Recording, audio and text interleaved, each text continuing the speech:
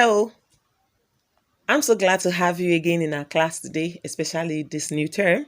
We trust you're going to be doing greatly. I want to say a big welcome to you. All right, today we're going to be looking at the very first topic in this term, and that is what we call sound. We've been dealing with sound, and I'm sure some of us we really didn't know. We just sing, and that's all it takes. But we want to see how this sound is connected to what? To music. So we're going to be riding on. First of all, let's look at the definition of sound. Sound is a vibration of air, which is heard when it is produced. It is the vibration of air. Sound goes through the air, really, yes, actually. And it is heard when it is produced. We hear sounds, all right? Sound can be produced by striking of objects. You can strike an object. I've just struck an object. It can be produced by singing. Do, re, mi, fa, sol, la, ti, do, ti, la, so, fa, mi, re, do. Sound can also be produced by clapping of our hands and also playing of instruments. We have different instruments of which we can also play. So sound is the vibration of air which is heard when it is produced, and it can be produced by striking of objects, by singing, clapping of hands, and playing of what? Musical instruments. Next, let's look at the nature of sound. You have a nature. I do. Everything and everyone has their nature. All right? But we want to look at the nature of sound. A sound wave is created when an object vibrates, causing the molecules in the air around it to push together and stretch apart. So the stretching apart helps the sound to become audible. It comes out, it projects out. Everybody will be able to hear it. It's a wave. When you say a wave, it's like a disturbance in the air. Yes, that's how I can put it. All right. It vibrates, causing the molecules in the air, molecules, two or more atoms. Maybe that will be so big for you. Around it to push together and stretch apart. Sound waves move through solids, liquids, and gases. All right. So it can come through solid, can come through liquid, or what gases. We'll be seeing that as we proceed or as we go on in the class. Now, let's look at how we hear. How do you hear? Have you ever thought of that? So we're going to be looking at how we hear sounds. The ear picks up sound waves. What picks up sound waves? Ear. And what does it pick? Sound waves. It converts them into nerve impulses. It's the nerve impulses that help send them to the brain. What does it send? The nerve impulses sends the sound waves that has been heard to our brains. That is why we can say that sounds are audible but invisible. Can you see sound? Look around you now and tell me if you can see sound. You can't see sound. Sounds are invisible, but they are audible. If they are not audible, you can't hear them. We hear sounds. We don't see sounds. We hear them. All right? Pictures can tell us how we can see them, but normally you don't see sound. Lots of different things make sounds. We often know what is making a sound even when we can't see it. Am I telling a lie? Sometimes you are hearing a generator making sound far away, but you can't even see the generator. It can even be that in your living house, you're hearing the closing of a door, like you just heard, but you did not see the door. Or your TV set in the living room is making its own sound, and you are in your room where you sleep, your bedroom, but you can't even see it, but you heard the sound. So we can hear sounds, but we can't what? See them. Sources of sound. When we say sources of sound, what do we mean? Where does sound come from? Where do we get sound from? We've been hearing sounds, but where do they come from? How do we get them? Sound sources can be divided into two types. How many types? Two can be divided into two types. We have the natural and we have the man-made. When we say natural, there are sounds we didn't create. Yes, but when we talk about man-made, there are sounds that men, like you and myself, we created. Examples of natural sources are animals. Did you make any animal? No. We have them from wind, flowing streams, rockets, thunderstorms, and volcanoes. All of these things are not what we created. All right. They are natural sound. We just saw them existing.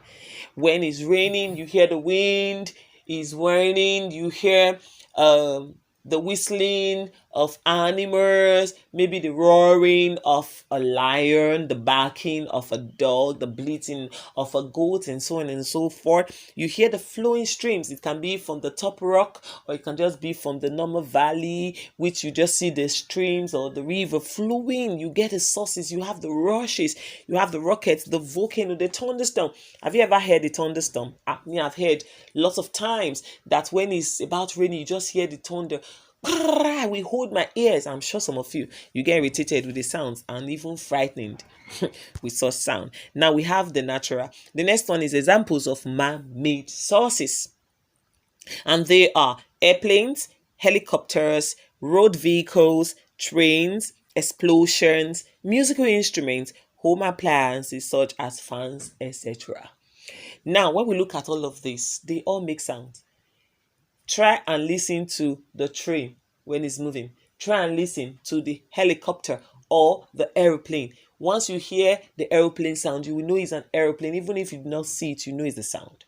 What about the vehicles? Your daddy and your mommies, they all have vehicles, and they put on the engine. And when it is ignited, the ignition comes up and you begin to hear the sound. Now in your own homes, have you been to the kitchen when mommy they are doing chores, or even yourself you're doing some chores?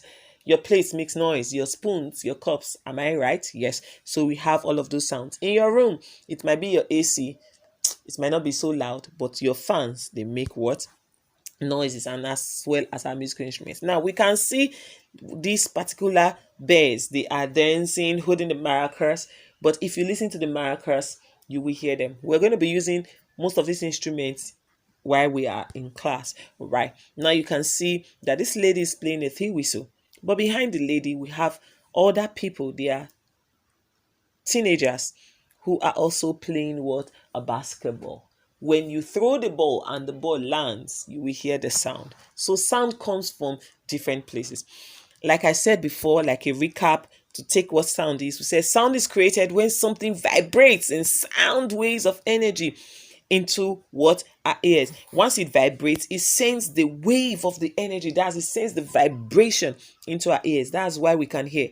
The vibration travel through the air or another medium, which we call the solid, the liquid, or the gases. So it has four mediums now which sound travels: the air, it can be solid, can be liquid, can be gas to the ear.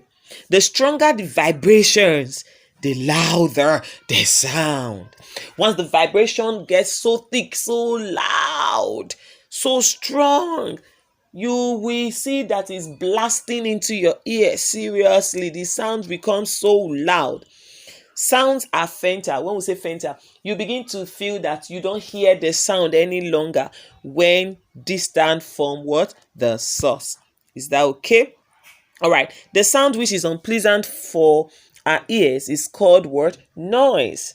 Why music is the sound which is pleasant for our ears. Remember now that the sound which is unpleasant, I'm hammering on the sound which is unpleasant for our ears is called noise. Why music is the sound which is pleasant for our ears. So noise is the unpleasant sound, while music is what? The pleasant sound. This is where you can get the bridge.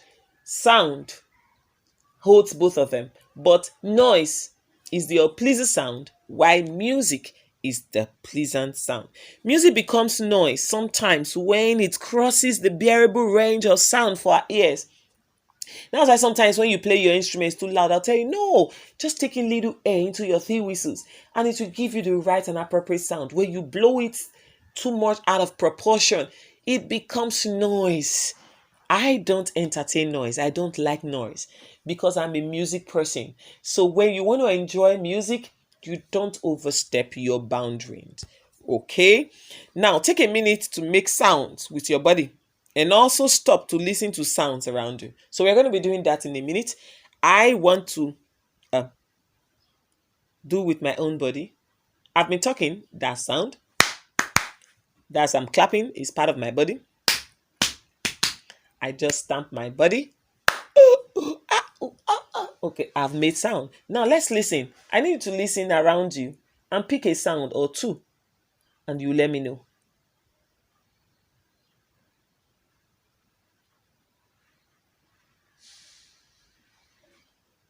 Okay, I just heard a baby crying. That's one sound, although it's a bit faint. I heard somebody poured, I think it's like beans into a tray. It made sound. And I'm hearing a generator from a distance. Yes, it's making sound. So you can see now that I have good ears to grab sound. That's why we say in music, your ears must be good. It's good to accommodate the right sound. Let's move on as we wrap up the class. Music is ordered sound. Noise is disordered sound. Music is pleasant sound. Noise is unpleasant sound. Music is organized sound. Noise is unorganized sound. Music and noise are both mixtures of sound waves of different frequencies. So you can see that now that music and noise, they are both inside sound. But we said the component frequency of music are discrete, while that of noise is not discrete, it's not definite. All right, it's scattered, it's unpleasant. So noise holds both music, sorry, sound holds both music and noise. But depending on how you put it, that's when you will know that it is music or it is what noise. It becomes music when it's pleasant, but it becomes noise when it has crossed the bearable range of what your ears. Lastly, let's look at qualities of sound. Sound has some qualities. For example, raw sound is irregular and indefinite. What did I say?